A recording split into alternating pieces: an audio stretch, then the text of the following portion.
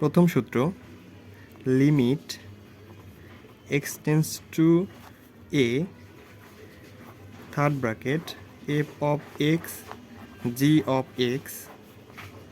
এই যে সূত্রটা, এটা আছে হচ্ছে এই লিমিটটা এফ অফ এক্স ফাংশন এবং জি অফ এক্স ফাংশনের সাথে গুণন আকারে আছে। তো আমরা এটা কি করব, আমরা এটা আলাদা আলাদা করে গুণন আকারে লিখব।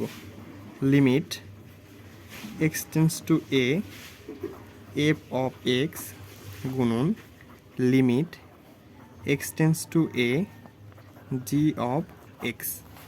এটা হয়ে গেল আমাদের প্রথম সূত্রটা।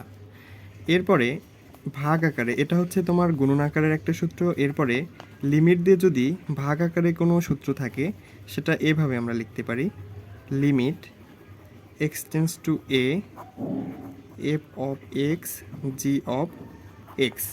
যেহেতু এই limit x tends to a f of x function এবং জি অফ এক্স ফাংশন দুটোর সাথে আছে এবং এরা ভাগ আকারে আছে, এই লিমিটটা আমরা ভাগ আকারে দুটোর সাথেই মিলিয়ে দেব।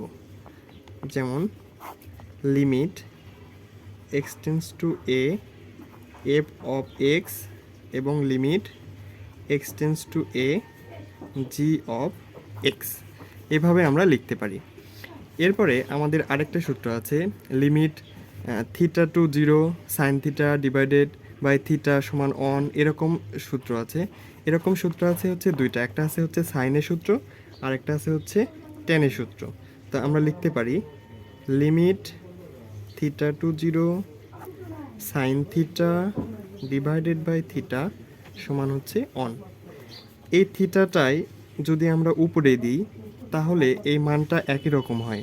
যেমন limit theta to 0 theta by sine theta সমান হচ্ছে 1।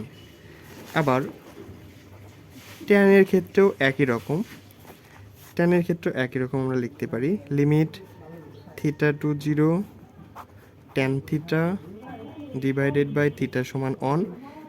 এটাই শুধু ঘুরিয়ে লিখবা, limit theta to 0 theta by tan theta সমান হচ্ছে 1, এটা একটা। এরপরে আরেকটা সূত্র আছে, সেটা হচ্ছে limit x tends to 0 bracket 1 plus x to the power 1 by x সমান হচ্ছে ই। এই সূত্রটাও অনেক ক্ষেত্রে ব্যবহার হয়ে থাকে। চলো দেখি, limit x tends to 0 1 plus x 1 x সমান হচ্ছে ই। এই মানটা, সম্পূর্ণ মানটা হচ্ছে ই। এরপরে আরেকটা যেটা আছে সেটা হচ্ছে limit x tends to 0 1 plus infinitive হবে 1 বাই এক্স সমান হচ্ছে ই। এই সূত্রটাও তোমরা প্রতিটি ক্ষেত্রে ব্যবহার করতে পারবে। এরপরে আমাদের মূল নিয়মের যে আমাদের একটা সূত্র আছে সেটা হচ্ছে d d of d x f of x. এই সূত্রটা তোমরা এভাবে লিখতে পারবে, limit h tends to 0 f of x plus h minus f of x divided by h. এটা হচ্ছে মূল নিয়মের অন্তরীকরণের যে সূত্রটা। এরপরে আমাদের বহুল ব্যবহৃত ধ্রুবকের যে সূত্রটা ডিডি অফ ডিএক্স ধ্রুবক। এটা হচ্ছে একটা ধ্রুব সংখ্যা, যে কোনো ধ্রুব সংখ্যাকে ডিফারেন্সিয়েশন করলে আমরা 0 পাই, এটা আমাদের মনে রাখতে হবে। এরপরে আরেকটা সূত্র আছে ডিডি অফ ডিএক্স ইউভি।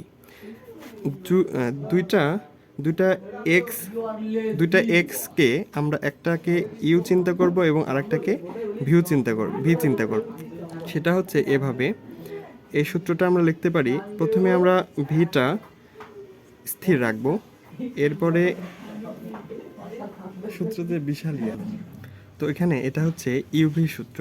এখানে আমরা ভিটাকে প্রথমে আমরা স্থির রাখব, তারপরে ইউকে ডিফারেন্সিয়েশন করব ইউ প্লাস, আমরা এবার প্রথমে ভিকে স্থির রেখেছি, আমরা এবার ইউকে স্থির রাখব ডিডি অফ ডিএক্স ভি। আমরা এখন ভি এর অন্তরীকরণটা করব এইভাবে। এরপরে আমাদের ইউ বাই ভি এর একটা সূত্র আছে, সেটা হচ্ছে u by v. U by v এর সূত্রটা আমরা প্রথমে যেটা লিখতে পারি, আমরা খুব সহজে প্রথমে একটা আমরা দাগ দিয়ে নেব, তারপরে আমরা আগের মতোই ভিটা আমরা স্থির রাখবো, তারপরে আমরা ইউকে ডিফারেন্সিয়েশন করব, একটা মাইনাস দিব, তারপরে আবার ইউকে স্থির রাখবো, ভিকে ডিফারেন্সিয়েশন করব এবং নিচে ভি স্কোয়ার দিব।